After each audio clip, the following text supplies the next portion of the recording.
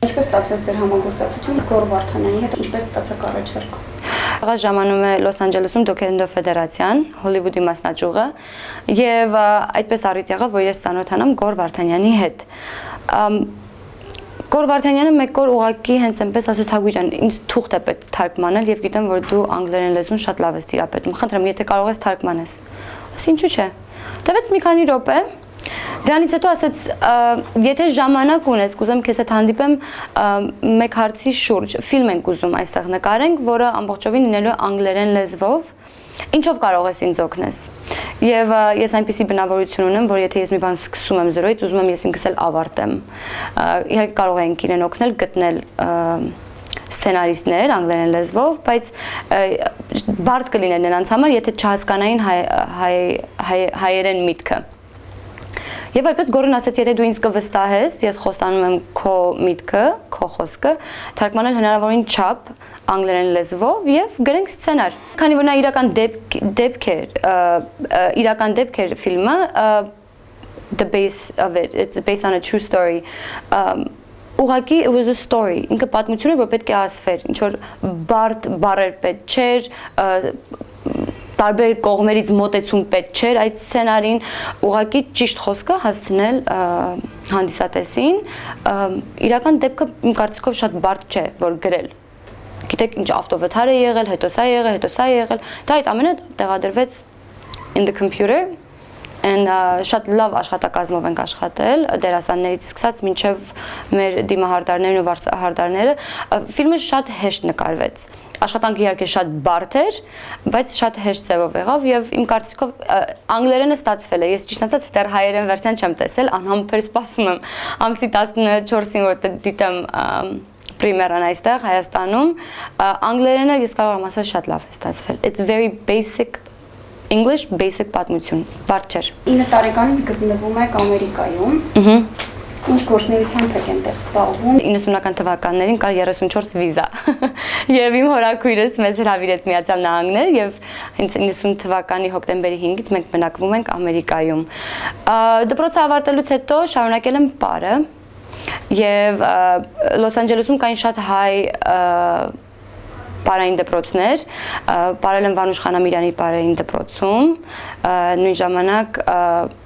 շատ էի սիրում պարը, երկու տեղ էի գնում պարի, գնում էի Սերժ Պոտոյանի մոտ, հայրենիք պարախումբ, եւ դրանից հետո 18 տարեկանից սկսել եմ աշխատել Ատամնաբուժարանում եւ այժմ Լոս Անջելեսում կան 4, որոնցից մեկը ես եմ, ատամնաբուժական խորհրդատու, dental consultant։ Ուրախ եմ, առաջի հայն եմ, այդ կետին հասել եմ եւ կարող եմ ասել, որ 18 տարեկանից մինչ օրս լինել ատամնաբուժարանում որպես consultant դու հասնում ես այն կետին, որտեղ որ արդեն դու ունես քո համար աշխատող բժիշկներ, անձնակազմ, ասիստենտներ եւ այլն։ Ես գալիս եմ արվեստագետի ընտանիքից, հայրս վաստակավոր արտիստ Ավետիս Օհանյանն էր, որը 35 տարի շարունակ նա քայլել է Աբելյանի թատրոնի բեմում, շատ ու շատ լավ մեծ մարդկանց հետ նա շատ մոտ ընկերներ էր եւ այդ հայրենասիրությունը այդ ամենը որ ես տեսել էի իմ պապայի կողմից մատուցվում էր Լոս Անջելեսի հայ համայնքին ես չէի կարող ուղղակի դա չշարունակեի 2004 թվականին նա հեռացավ մեզանից քաղցկեղ ուներ cancer եւ ոչ թե նամակի, կարող եմ ասել նամակի պես մի փոքրիկ բան էր ինձ գրել, որ Վանաձոր հեռուստաժամը, որը բացվել էր 1999 թվականին, չփակվի։ Հնարավորին չափ կարողանամ շարունակեմ։ Թեկուզ նաև դա լիներ ամիսը մեկ անգամ հաղորդում կամ լիներ երկու շաբաթը մեկ անգամ հաղորդում, չփակվեր։ Եվ ես եւ մայրս փորձեցինք դա շարունակել ճիշտ ինչպես որ հայրս էր անում, կինոթատրոն, արվեստ, տեսանյութեր, հին ֆիլմեր արեցինք ինչքան որ կարող էինք 2006 թվականին ես ակտիվորեն այդ ամեն բեռը վերցրեցի իմ ուսերին եւ հաղորդումը քիչ փոխեցի որոշեցի որ ճիշտ կլինի որ հայ երիտասարդներն առիթ ունենան, պատճառ ունենան, որ կան նստեն հեռուստացույցի դիմաց եւ դիտեն որևէ մի հաղորդում, ինչը կարող է բերի հայ երիտասարդին, դպրոցականին հեռուստացույցի դիմաց, որովհետեւ իրոք անկեղծորեն բան եմ ասում ձեզ, Լոս Անջելեսում երիտասարդները, հայ երիտասարդները, ասեմ 13-ից 19 տարեկանները, հայկական հեռուստաժամ բացարձակապես չեն նայում։ Եթե լինի ինչ-որ վիտամին կամ hidden camera show, թաքնված տեսախցիկ կնայեն, դա իրանց հետաքրքրում է։ Բայց ինչ-որ լուրեր, սերիալներ շատ չեն նայում։ Ֆորմատը փոխեցի հաղորդման Վանաձոր հեռուստաժամի, բայց պահելով նույն անունը։ Բերեցի երգիչներ, արվեստագետներ, Արմենչիկ, Հարութ Բալյան, ձեր այստեղի երգիչ երգչուհի Միրանտ Ծառուկյան, Մարտին Մկրտչյան, այն ամենը, որոնք որ գալիս էին Միացյալ Նահանգներ հյուրախաղերի կամ համերգների, անպայման իրենց տեղ ունեին իմ հաղորդման տաղավարում։ Այսուհետ ինձ առաջարկ եղավ, որ օգնեմ մասնիկ կազմեմ դրամահավաքի թելեթոնի։ Բազմաթիվ թելեթոնների եմ օգնել, ակտիվորեն մասնակցել եմ թե հեռախոս պատասխանել, թե կազմակերպչական մասում զանգահարել մարդկանց ասել, որ դուք այս ժամին եթերում եք լինելու, խնդրում ենք չուշանաք, մինչև որ ամենավերջում արդեն գիշերը ժամը 2-ն է, պետք է աթոռները ծալենք, հավաքենք, հետ դնենք ամեն ինչ տեղը։ Եվ դա իմ համար գոնե տարին 2-3 անգամ ես փորձում եմ իմ ազատ ժամանակը նվիրել մեր հայ համայնքին որևէ հեռուստակայանի, որովհետև Լոս Անջելեսում այսպիսին է, եթե դու մի հեռուստակայանով եթեր ես դուրս գալիս, ոչ թե իրավունք չունես, այլ ճիշտ չի, որ դու ուրիշ հեռուստակայանով եթեր դուրս գաս։ Իմ կարծիքով ես միակ հաղորդավարուհիներից մեկն եմ, կամ կարող եմ ասել միակն եմ, որ երբեք խնդիր չեմ ունեցել։ Մեկ օր լինեմ US Armenia-ում, հաջորդ օր լինեմ Շանթում։ That's my free will, դա իմ I guess it's my choice, բայց ուրախ եմ, որ այդ հեռուստակայաններում, երբ որ մտնում եմ ներս, բոլորը ինձ ջերմորեն բարևում են եւ ինչ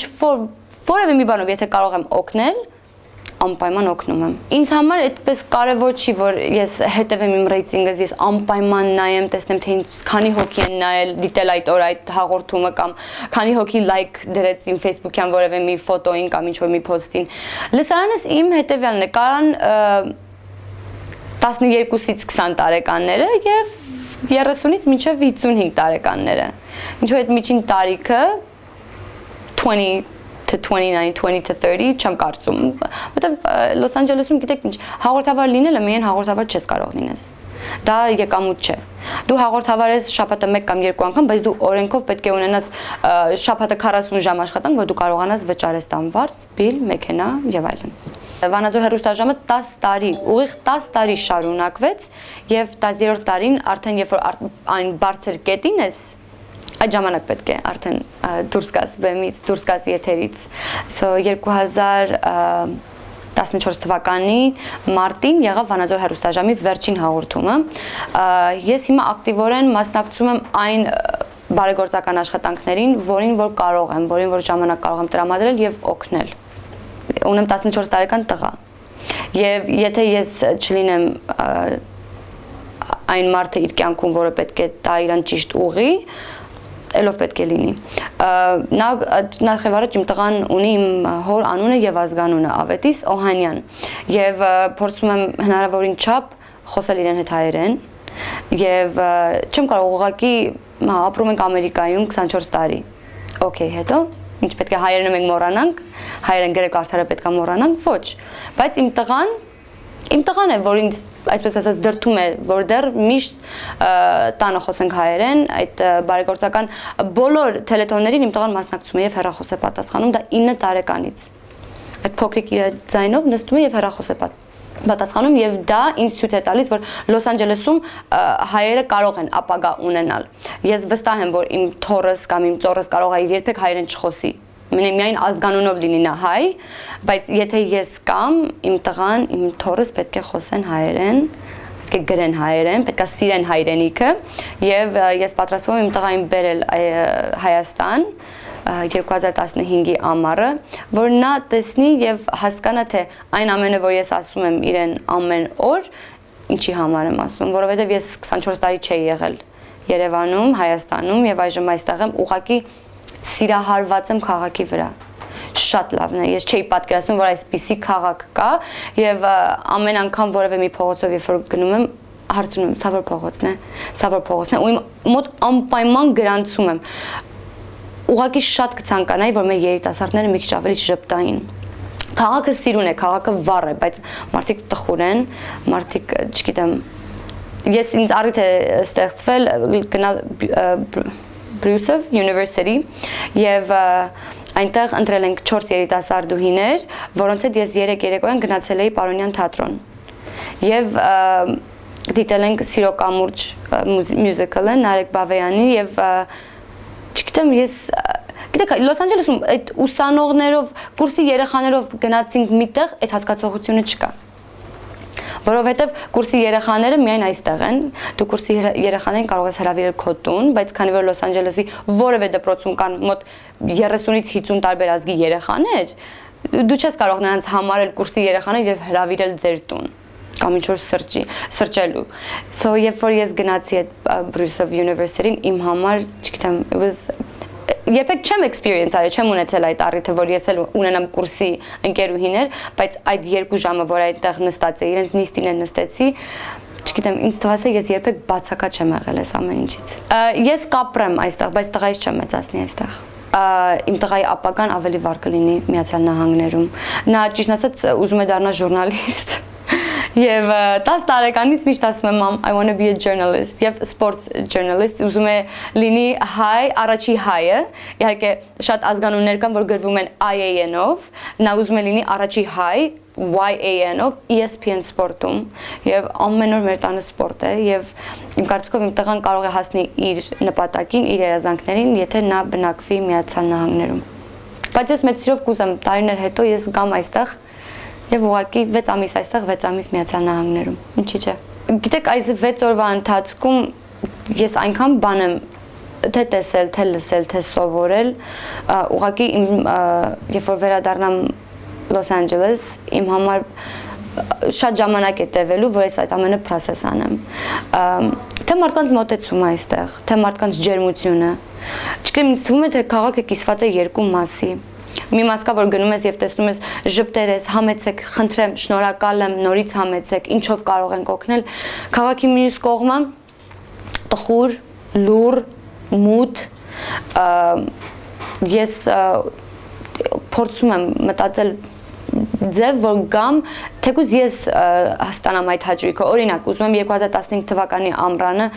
բերել այստեղ իմ 2 կամ 3 ատամնաբուժներին եւ ընտրենք մեկ դպրոց եւ տալ 2 շաբաթ անվճար ատամնաբուժություն չգիտեմ կարող է դա ինչ որ մի ընտանիքի համար շատ մեծ բան չլինի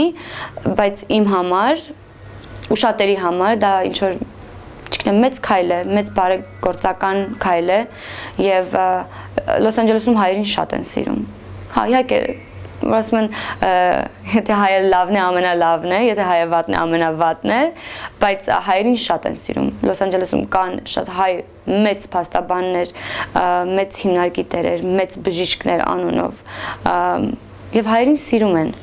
Եվ իմ բժիշկները ոչ ոք հայ չեն, եւ եթե ես նրանց ասեմ, որ մենք գնում ենք Հայաստան 2 շաբաթով, կգաք, վստահ եմ նրանք կասեն այո եւ